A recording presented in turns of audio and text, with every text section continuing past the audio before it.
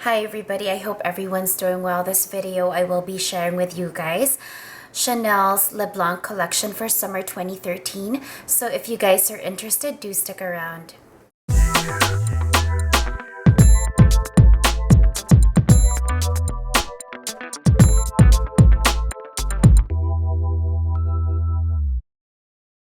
So the LeBlanc collection is usually an Asia exclusive collection that they release every year, once a year, I think somewhere mid-year or towards the summer if you're thinking in US calendar or seasonal terms.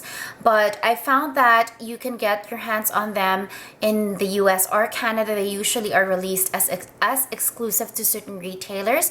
In the US it's through Nordstrom, and in Canada it's through Holt Renfrew. And last week I was at Holt Renfrew. I was in Vancouver, and luckily they had just released this line and I was able to try it out. They had their international makeup team in Vancouver, and these are a few of the items that I actually thought were worth picking up from the collection.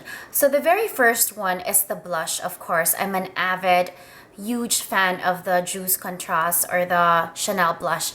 I'm sure I'm not pronouncing it in the proper French way, but anyway, this collection, like a lot of the rest, similar to spring 2013's Frivole and Espigil and a whole line of limited edition Chanel JC blushes, is another one of those must-have holy grail items. So I'm gonna start with that, and this is the JC or the Juice Contrast blush, and it's called Candy. Compact of a Chanel blush looks like this, and it always comes with a velvet pouch.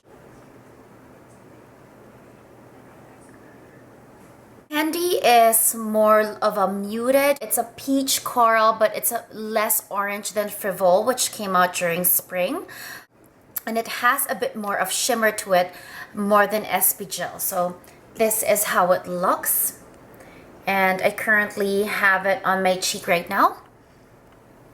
It just gives a very beautiful, especially for my skin tone. So I'm a mid skin tone. My skin tone is on the medium side, usually medium, neutral, medium, natural, beige. In MAC, I'm an NC 30. For Chanel, I'm a beige 30, sometimes 40, depending on the foundation. But this works pretty well for me. The shimmer just gives a little more dimension, and it gives that warmth to the skin that I truly, truly like. And I think it is absolutely beautiful as a blush, and very different from Espigil or Frivole if you did grab both of those.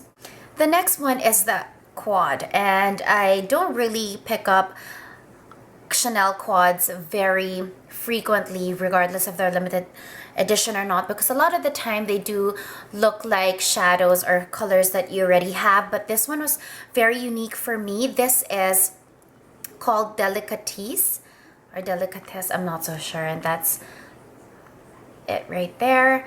This is a baked quad from Chanel. There are two variations actually, those that are made from the US, and I believe this one is the baked ones from Europe, and that's how it looks. The color combination of these are beautiful. These are mostly, well, not mostly, they are all shimmer shadows though. So you have a stark white, a mint silver undertone green, a cool light pink with silver undertone or shimmers as well, and a beautiful purple that has gold shimmer or sheen to it.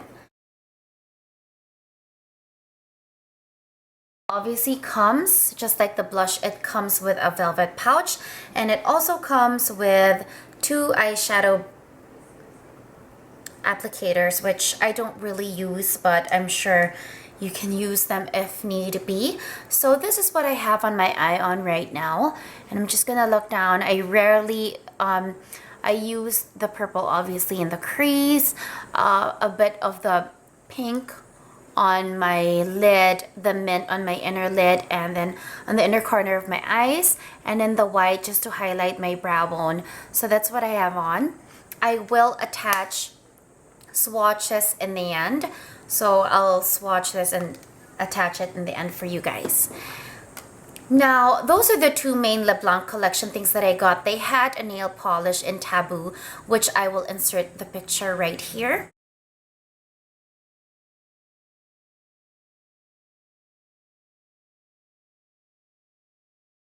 It looks beautiful, but honestly, it wasn't for me. They did try put it on me, so I had it on my hands for a good 24 hours, and I just didn't really find that it sat on well throughout as it prolonged, and with my skin tone that it wasn't really such a great compliment. Although initially it looked good, it just made my hands look not very clean, and it just didn't mesh well with the undertone. So I skipped on Taboo, but it is a beautiful purple, a mid-tone purple with gold shimmers, and it's actually very beautiful even in the bottle. This is the Volume de Chanel in Prune number 30, which means purple. Well, it's a purple or violet mascara, which is what I have on right now. I would have never thought to purchase this, but when she put this on me and she showed her little trick of how to make yourself or to layer mascaras properly to look like you're wearing false lashes, I knew it was a no-brainer. But the purpleness of this mascara really brings out the brown of my eyes. Purple and brown are complete complementary shades. If you look at your color theory or your color wheel, and applying that theory in your mascara is a great way to just bring your eyes out and pop your eyes out without looking too harsh. It's amazing for the day, and I think it's a great option to just using brown or black. So I'm just gonna look down, and I'm not really sure if you guys are gonna see that, but I can tell the big difference when I use this versus black or brown. And so I put it all over my lashes. Of course, I am a fan of Le Volume de Chanel. I think this is one of the, if not the best mascara, I think, in the market right now.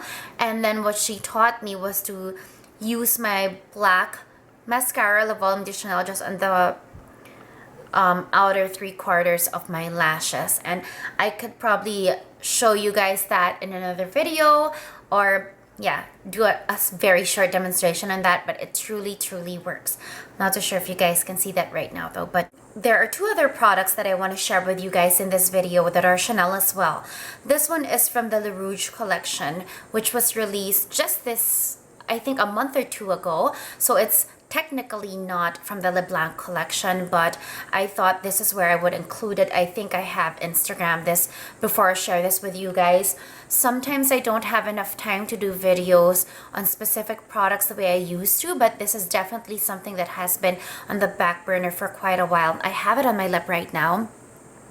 This is the new reformulated Chanel Rouge Coco Shine, and I'd have to say it is completely a great improvement from the last one. Not that the last or the initial formula was bad, but it was just a bit too sheer. Of course, the texture and the moisturization level was good because the Chanel quality is really good, but just the level of opaqueness and pigmentation that they've added to the formula is amazing. This is Saga. I'm not so sure if it's showing true to tone on the screen. This was named by Harper's Bazaar as one of the colors to have for this season. It's a mid-tone pink, but what I like about this, and I found even very impressive the moment I swatched it on my hand, is that you get the actual color from the bullet when you swatch it, and even when you wear it on your lip. It is not too bright of a hot pink like some of the MAC pink colors that I've purchased as of late from the limited edition collections. They just look too harsh and striking for the day, but true to Chanel style, it is an understated, yet it makes a statement kind of pink. It's not your wash out typical nude pink lipstick. It still manages to stand out as a lip color, but not in a uncomfortable way. I hope that makes sense. But definitely the reformulated Chanel Rouge Coco Shines are something that is worth checking out. And the the level of moisturization, texture, and consistency, and the quality of the product itself has remained the same. But what I like and what they did was the pigmentation they added, and the opaqueness, and the true to color that you get on your lip. The next one is something that has been, I think it was released actually 2 years ago.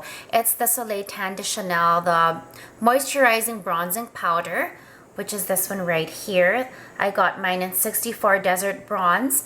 I wasn't really intending, I know this has been around for quite a while, but I have my Soleil Tan de Chanel, the cream base, and that's holy grail for me. And I do have my Guerlain Moisturizing Bronzer Terracotta, which is holy grail again for me.